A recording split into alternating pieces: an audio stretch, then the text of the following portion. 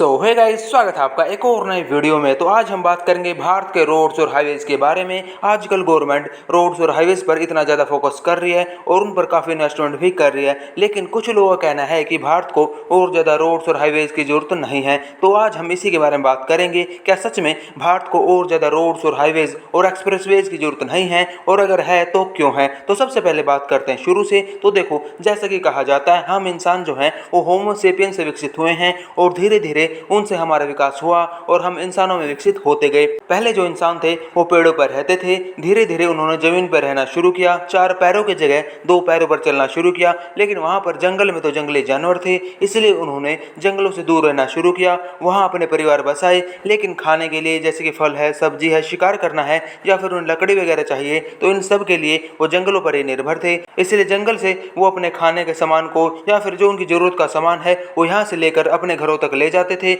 लेकिन जैसे जैसे उनके परिवार बढ़े, उन्हें और ज्यादा सामान की जरूरत पड़ने लगी और उनमें समझ और संसाधन बढ़े, तो पहिए का आविष्कार हुआ, जिसके बाद उन्होंने हाथ गाड़ी, बैलगाड़ी बनाई ताकि वो ज्यादा सामान जंगलों से अपने घरों तक लेकर जा सके। लेकिन वहां पर जो जंगल की जमीन थी वो तो उबड़ खाबड़ थी, जिससे उन्हें सामान ले जाने में काफी परेशानी होती थी। तो इसलिए उन्होंने जमीन को समतल करना शुरू किया, मतलब कि कच्चे रोड बनाए। और उसके बाद जैसे जैसे समझ और संसाधन और ज्यादा बढ़ते गए, इंसानों ने ईंट और पत्थरों से भी रोड बनाए। और जैसे जैसे समय के साथ साथ और ज्यादा संसाधन और उनकी समझ बढ़ती गई, इंसान और ज्यादा आगे बढ़ते गए। इससे हमें समझ में आता है कि जैसे जैसे इंसान की समझ और उनके पास संसाधन बढ़ते गए हैं, उन्होंने विकास तो किया ही है, और जब से हम इंसान आगे ही बढ़ते जा रहे हैं और इसी डेवलपमेंट की हमें जरूरत है, वरना हम दुनिया से पीछे रह जाएंगे।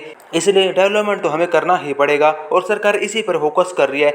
लेकिन अब आप सोच रहे होंगे कि गवर्नमेंट रोड्स, हाईवेज और एक्सप्रेसवेज पर इतना ज्यादा फोकस क्यों कर रही है। तो देखो, जब भी किसी देश को डेवलपमेंट करनी होती है तो सबसे ज्यादा इन्वेस्टमेंट करता है अपने इंफ्रास्ट्रक्चर पर, जैसे कि रोड्स, हाईवेज, एक्सप्रेसवेज, इसके अलावा रेलवे। क्योंकि किसी भी देश के डेवलपमेंट के लिए रोड्स, हाईवेज और एक्सप्रेसवेज बहुत ज्यादा जरूरी हैं, क्योंकि ये कॉमन सेंस की बात है। अगर किसी देश की जनसंख्या लगातार बढ़ रही है तो उन्हें और ज्यादा रोड्स और हाईवेज चाहिए, क्योंकि अगर जनसंख्या बढ़ रही है तो टू व्हीलर, फोर व्हीलर, इसके अलावा जो ट्रांसपोर्ट व्हीकल है वो भी बढ़ेंगे। क्योंकि अगर जनसंख्या बढ़ रही है तो इधर से उधर ट्रैवल जरूर करेंगे अपने काम के सिलसिले में, घूमने फिरने के सिलसिले में, और साथ ही जो उनकी जरूरतें हैं, जो उनकी बेसिक नीड्स हैं, वो भी पूरी करनी है। जैसे कि जो उन्हें सामान चाहिए जो कि उनके आसपास की मार्केट या फिर दुकानों तक पहुंचाया जाता है, वो सारा सामान इन्हें ट्रक और गाड़ियों में भरकर ही उन दुकानों तक पहुंचाया जाता है जहां से आप इनको अपने घर पर लेकर आते हो। जैसे कि आप सुबह उठते हो और आपको चाय पीनी है, तो इसके लिए आपको चाय पत्ती, चीनी, दूध वगैरह चाहिए। इसके अलावा आपको खाना खाना है तो उसके लिए जो भी सामान है, जैसे सब्जी वगैरह है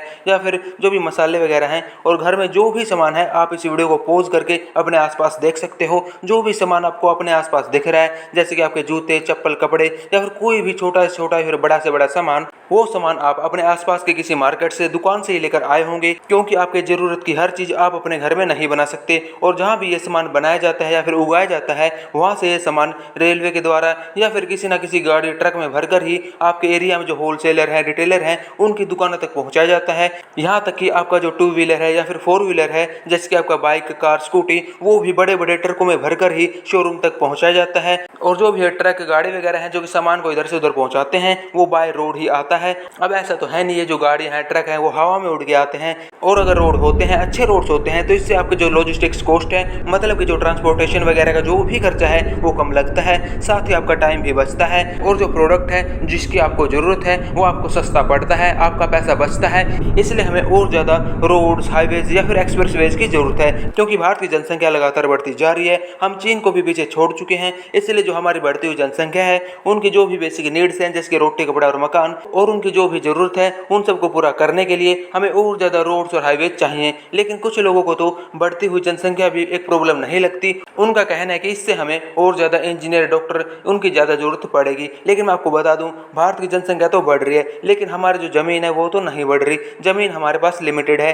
तो जब जनसंख्या लगातार बढ़ती रहेगी तो उनकी जो बेसिक नीड्स हैं, रोटी, कपड़ा और मकान, वो हम कैसे पूरी करेंगे? उन्हें कहाँ से हम खिलाएंगे और कहाँ पर वो लोग रहेंगे?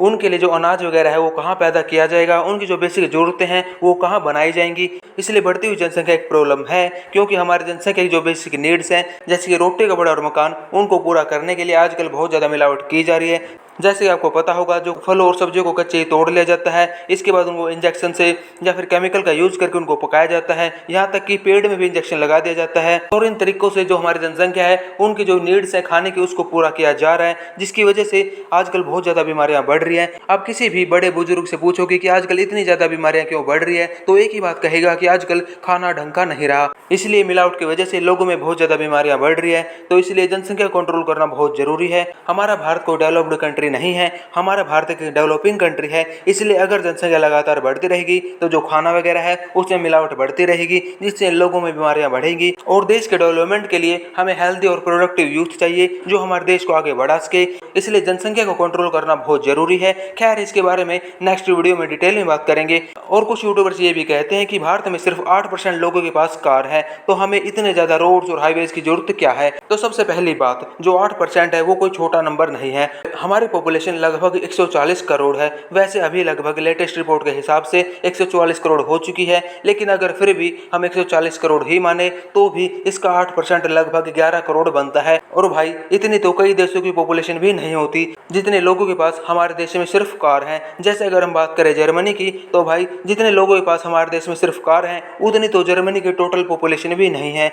और मैं यहाँ सिर्फ कारों की बात कर रहा हूँ, इसके अलावा जो बस है, ट्रक है, ट्रांसपोर्ट व्हीकल्स हैं, जैसे कि टैक्सी है, 3 व्हीलर है, और सबसे ज्यादा 2 व्हीलर, उसकी तो मैं बात ही नहीं कर रहा। और जर्मनी की जो टोटल पॉपुलेशन है वो लगभग 8 करोड़ के आसपास है, जिसमें बच्चे भी शामिल हैं जो कोई व्हीकल चलाते ही नहीं है। और जर्मनी में इन्हीं 8 करोड़ लोगों के लिए लगभग 16,000 किलोमीटर के एक्सप्रेसवेज हैं। और वहीं अगर हम भारत की बात करें, जिसकी जो टोटल पॉपुलेशन है वो 140 करोड़ से ज्यादा है, जिसमें सिर्फ 11 करोड़ कार ओनर्स हैं, उनके लिए जो टोटल एक्सप्रेसवेज का नेटवर्क है वो लगभग 5,000 किलोमीटर है, जबकि हमारी पॉपुलेशन जर्मनी से 17-18 गुना ज्यादा है। लेकिन हमारे देश के जो हाईवेज और एक्सप्रेसवेज हैं वो जर्मनी के मुकाबले 3 गुना कम है। और अगर हम चीन की बात करें, तो चीन के पास लगभग 1,77,000 किलोमीटर के हाईवेज और एक्सप्रेसवेज का नेटवर्क है, जबकि हमारी पॉपुलेशन चीन से ज्यादा हो चुकी है। लेकिन फिर भी कुछ यूट्यूबर्स कहते हैं कि भारत को और ज्यादा रोड्स, हाईवेज और एक्सप्रेसवेज की जरूरत नहीं है। और अगर बात हो रही है रोड्स और हाईवेज के इंपॉर्टेंस की, तो हम अमेरिका को कैसे भूल सकते हैं। किसी महान इंसान ने कहा है कि अमेरिका के रोड्स इसलिए अच्छे नहीं है कि अमेरिका एक विकसित देश है, बल्कि अमेरिका विकसित ही अपने अच्छे रोड्स की वजह से हुआ है। और अच्छे रोड्स होने के और भी बहुत ज्यादा फायदे हैं। इससे आप कहीं भी बहुत आसानी से और कम टाइम में पहुंच सकते हो। अगर आपकी फैमिली में कोई इमरजेंसी हो जाए तो बहुत जल्दी आप हॉस्पिटल पहुंच सकते हो। एम्बुलेंस आपके घर तक बहुत ही जल्दी आ सकती है। और अगर कहीं पर क्राइम वगैरह होता है तो पुलिस भी वहां पर जल्दी पहुंच सकती है, क्राइम को रोका जा सकता है। इसके अलावा युद्ध वगैरह की कंडीशन में हमारी जो सेना है उस तक हम खाना, दवाइयाँ, हथियार काफी आसानी से पहुंचा सकते हैं। इसके अलावा रोड्स गांव और शहरों को कनेक्ट करते हैं, जिसमें कि जो गांव में जो किसान है जो उत्पाद पैदा करते हैं उसको शहरों तक काफी आसानी से पहुंचाया जा सकता है, जिसमें किसान ज्यादा प्रॉफिट कमा सकते हैं, ज्यादा पैसा कमाया जा सकता है। इसके अलावा जब किसान शहरों की तरफ आएंगे तो शहरों में जो रिसर्च एंड डेवलपमेंट हो रहा है, जैसे खेती को कैसे इंप्रूव किया जा सकता है, बीजों की जो उन्नत किस्में हैं उनको कैसे तैयार किया जा रहा है, उसके बारे में उनको पता चलेगा, जिससे हम पैदावार को बढ़ा सकते हैं, जिससे हमारे किसानों का प्रॉफिट बढ़ाया जा सकता है। इसके अलावा जब लोग गाँव से शहरों की तरफ आते हैं तो वहाँ पर वो पैसा भी खर्च करते हैं, जिससे हमारे इकोनॉमी को बूस्ट मिलता है। क्योंकि अगर रोड अच्छे नहीं होंगे, खराब रोड होंगे, रोड में गड्ढे वगैरह होंगे, तो कौन ही डेली शहरों की तरफ आएगा। अभी भी कई गांव तक रोड वगैरह नहीं पहुंच पाए हैं। इसके अलावा जब रोड होते हैं, अच्छे रोड्स होते हैं, तो इससे आपका जो व्हीकल है, चाहे 2 व्हीलर हो, 4 व्हीलर हो, वो ज्यादा चलता है। लोग कहते हैं कि हमारे भारत में सिर्फ 8% लोगों के पास कार है, लेकिन जो बाकी लोग हैं उनके पास तो 2 व्हीलर है ना। 2 व्हीलर भी सड़क पर ही चलता है, हवा में नहीं उड़ता। और जब अच्छे रोड्स होते हैं तो आपकी बाइक, स्कूटी या फिर कार वो ज्यादा चलती है, उसको मेंटेनेंस की इतनी जरूरत नहीं पड़ती, वो अच्छी माइलेज देती है। अगर आप चंडीगढ़ में रहते हो या फिर कभी गए हो तो वहाँ के आपने रोड्स देखे होंगे जो कि बहुत ही फर्स्ट क्लास है। आपको वहाँ पर बहुत ही पुरानी पुरानी गाड़ियाँ और स्कूटर भी देखने को मिल जाते हैं। मैं जब पहली बार वहाँ पर गया था तो मुझे बहुत ही पुरानी पुरानी गाड़ियाँ और स्कूटर देखने को मिले, जिनकी कंडीशन काफ़ी फर्स्ट क्लास है, क्योंकि वहाँ पर जो रोड है वो काफ़ी अच्छे हैं। क्योंकि अगर रोड पर गड्ढे वगैरह होते हैं, आपको बार बार ब्रेक लगाने पड़ते हैं, जिससे आपका जो पूरा व्हीकल है वो हिल जाता है, वो धुआं छोड़ने लगता है, वो माइलेज अच्छी नहीं देता है, आपको बार बार मेंटेनेंस करानी पड़ती है। और खराब रोड और गड्ढों की वजह से वो इतना ज़्यादा हिल जाता है कि जब आप उसको बेचने जाते हो तो आपको उसकी अच्छी रीसेल वैल्यू नहीं मिलती। इसकी वजह से आपको एक नया व्हीकल लेना पड़ता है, जिसमें आपका जो खर्चा है वो ज़्यादा बढ़ जाता है। लेकिन अगर अच्छे रोड्स हों तो आपका जो व्हीकल है वो लंबे टाइम तक आपका साथ निभाता है, जिससे आपका पैसा बचता है।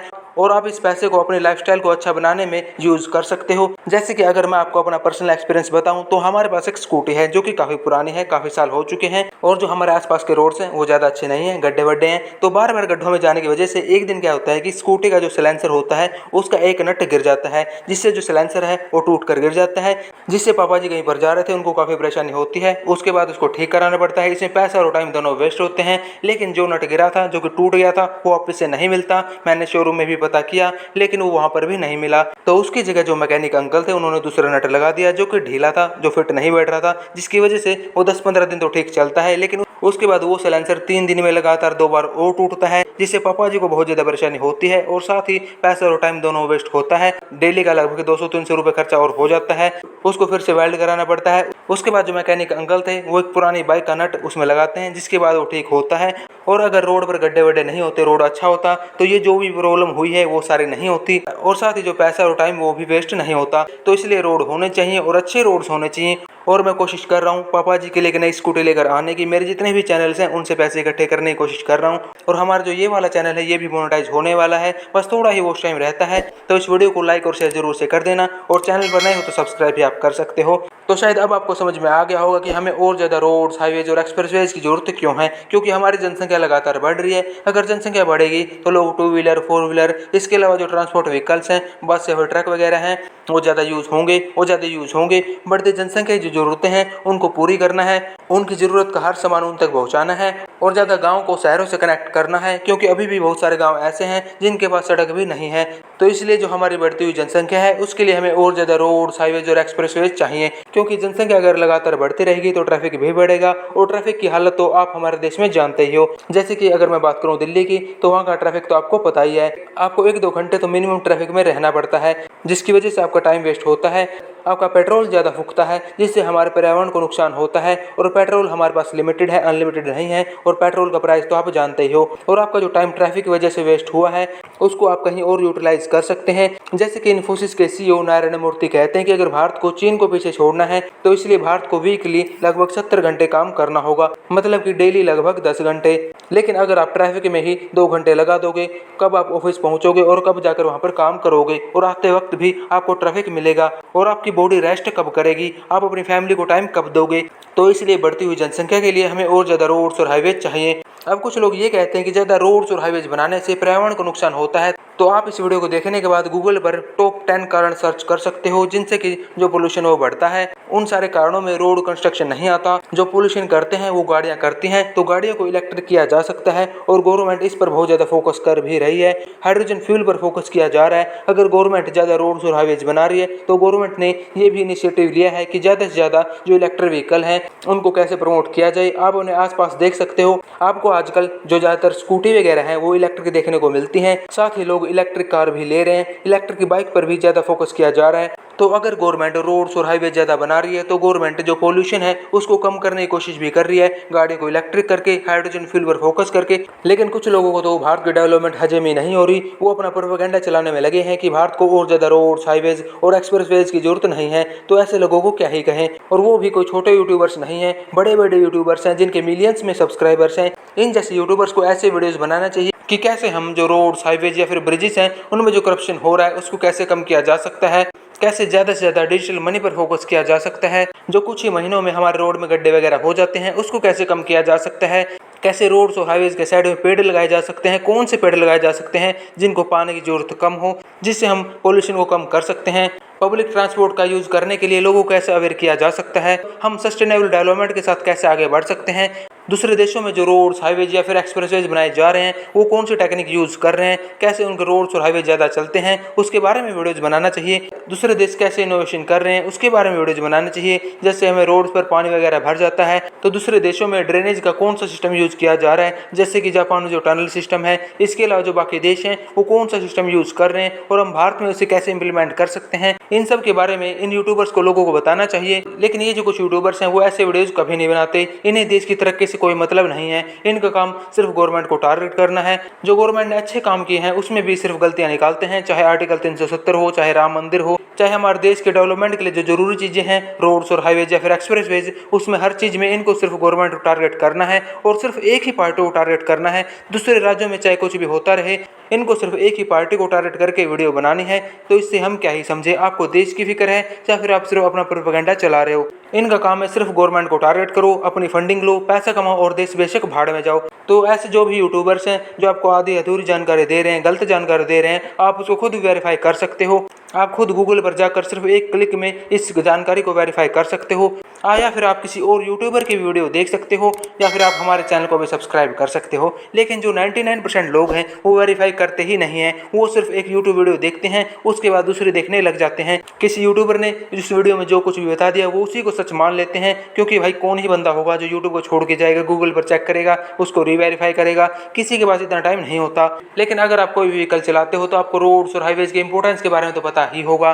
कैसे जो ट्रैफिक है, जो गड्ढे वगैरह हैं, कई गांव ऐसे हैं जहाँ तक रोड ही नहीं पहुंचे हैं। तो शायद आप कोई व्हीकल चलाते हो तो आपको रोड्स और हाईवेज के इंपॉर्टेंस के बारे में तो पता ही होगा। आप अपनी थोड़ी सी कॉमन सेंस का यूज कर ही सकते हो। आप खुद भी सोच सकते हो कि हमें और ज़्यादा रोड्स और हाईवेज की जरूरत क्यों है।